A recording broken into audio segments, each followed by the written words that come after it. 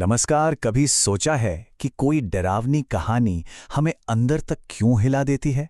आज हम सिर्फ एक कहानी सुनने नहीं वाले, बल्कि हम उसे चीर फाड़ कर देखने वाले हैं कि आखिर डर का ये मनोविज्ञान काम कैसे करता है।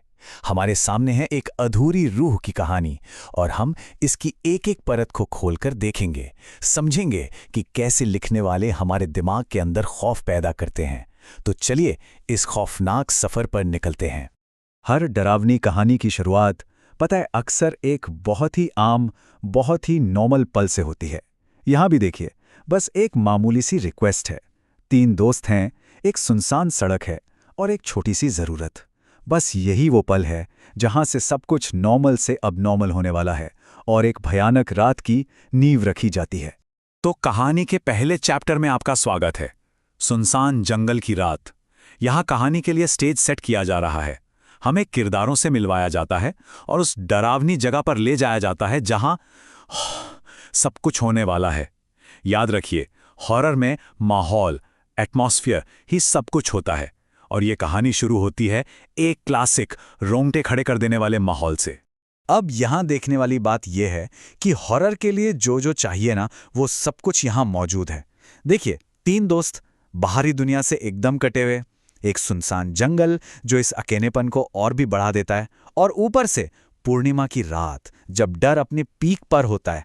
मतलब ये बिल्कुल एक परफेक्ट स्टॉर्म के लिए तैयार की गई रेसिपी जैसा है।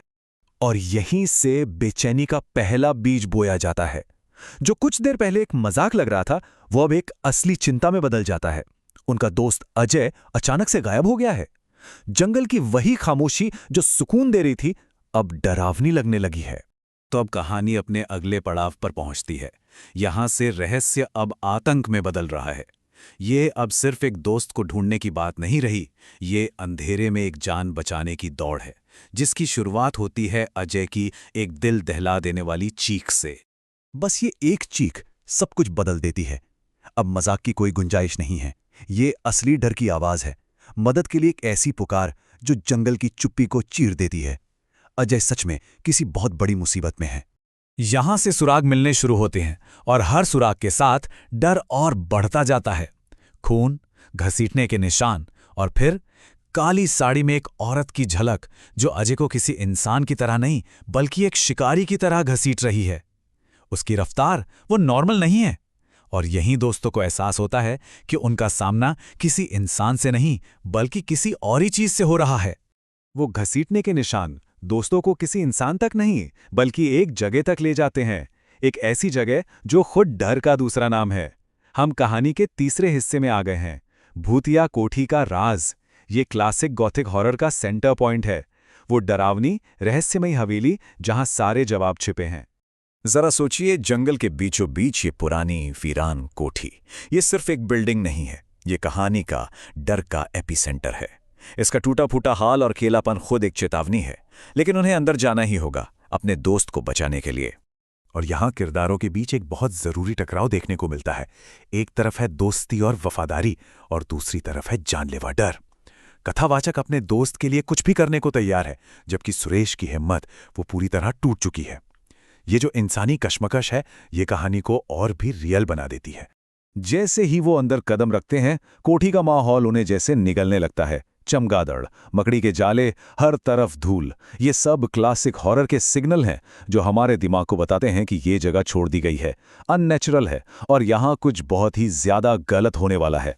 हर कोना एक नया डर छिपाए हुए है। तो अब आता है कहानी का सबसे भयानक मोड़। कथावाचक ऊपर जाता है और जो उसे दिखता है वो दिल दहला देने के लिए काफी है। एक लाश छत से लटकी हुई, और सबसे डरावनी बात, उसका सिर ही नहीं है। ये एक ऐसी खौफनाक इमेज है जो दिमाग में बस जाती है। और ठीक उसी पल जब वो उस बिना सिर वाली लाश को देख रहे होते हैं, उन्हें अजय की आवाज सुनाई देती है, भाई मुझे बचाओ, ये कैसे हो सकता है? ये जो विरोधाभास है, ये कहानी के डर को एक बिल्कुल नए लेवल पर ले जाता है। अब ये डर सिर्फ फिजिकल नहीं रहा, ये साइकोलॉजिकल बन चुका है। अब हम कहानी के क्लाइमैक्स पर पहुंच गए हैं। वो पल जहां खौफ का असली चेहरा सामने आता है। पर्दा उठता है और वो अलौकिक खतरा अपने सबसे भयानक रूप में जाहिर होता है। और ये है वो भयानक सच। एक सिर कटी औरत जिसके हाथ में अजय का कटा हुआ सिर है और उसी सिर से अजय की मदद की गुहार आ रही है। यही वो आत्मा है जिसने ये सब किया है। डर का सोर्स अब उनके ठीक सामने है। उस आत्मा ने अजय का सिर अपने गले पर लगाया और फिर एक भयानक डिमांड की, मुझे मेरा सिर ला दो। अब जाकर पहली बार हमें उसकी मंशा का पता चलता है। वो सिर्फ बदला नहीं चाहती, वो कुछ और चाहती है। वो अधूरी है और पूरा होना चाहती है। डर अपने चरम पर तब पहुंचता है जब कथावाचक बेबसी से देखता है कि उसका दूसरा दोस्त सुरेश उस आत्मा के वश में आ चुका है। वो खुद को एक हिप्नोटाइज स्टेट में मार डालता है। कथावाचक अब पूरी तरह से अकेला है और उस आत्मा के रहमो करम पर। क्लाइमैक्स के बाद कहानी में एक नया मोड़ आता है। अब एक्शन थोड़ा शांत होता है और कथावाचक को उस आत्मा के मकसद के बारे में पता चलता है। वो अब फंस चुका है और बचने का सिर्फ एक ही तरीका है, उसकी कहानी सुनना। तो यहां हमें उस आत्मा की दुखद कहानी पता चलती है। वो हमेशा से कोई शैतान नहीं थी। वो एक विक्टिम थी जिसे बेरहमी से मार दिया गया और उसके शरीर को अधूरा छोड़ दिया गया। ये बैक स्टोरी उसे एक भयानक मॉन्स्टर से एक बदला लेने वाली अधूरी आत्मा में बदल देती है। तो अब कथावाचक को एक मिशन दिया गया है और यही उसकी जान बचाने का एकमात्र रास्ता है। उसे आत्मा को मुक्ति दिलानी होगी ताकि वो खुद आजाद हो सके। ये एक क्लासिक हॉरर सेटअप है। आत्मा को शांत करो और बच जाओ। अब हम कहानी के आखिरी हिस्से में हैं।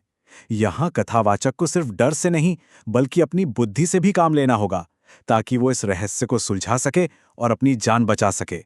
ये कहानी का एक बहुत ही शानदार मोमेंट है। यहाँ हमारा हीरो सिर्फ एक डरा हुआ इंसान नहीं है, वो आत्मा की कहानी के छोटे छोटे सुरागों को जोड़ता है। एक मछली, एक तालाब और एक कमाल का लॉजिक लगाता है और इसी लॉजिक से उसे वो खोया हुआ सिर खोजने का रास्ता मिलता है। और आखिर में वो सफल होता है। वो खोपड़ी ढूंढता है, अंतिम संस्कार करता है और उस आत्मा को मुक्त कर देता है। और इसी के साथ वो खुद भी उस डरावने जंगल और उस भूतिया कोठी के चंगुल से आजाद हो जाता है। कहानी का एक संतोषजनक लेकिन फिर भी भयानक अंत होता है। तो आखिर में ये कहानी हमें एक बड़े ही दिलचस्प सवाल के साथ छोड़ जाती है। एक तरफ है डर और जीने की चाहत, दूसरी तरफ है दोस्ती और खुद को बचाने की फिक्र। इन दोनों के बीच एक इंसान आखिर चुनेगा क्या? क्या कोई उस पहेली को सुलझाने के लिए अपनी जान जोखिम में डालेगा या फिर सब कुछ भूलकर बस भाग निकलेगा? सोचने वाली बात है ना।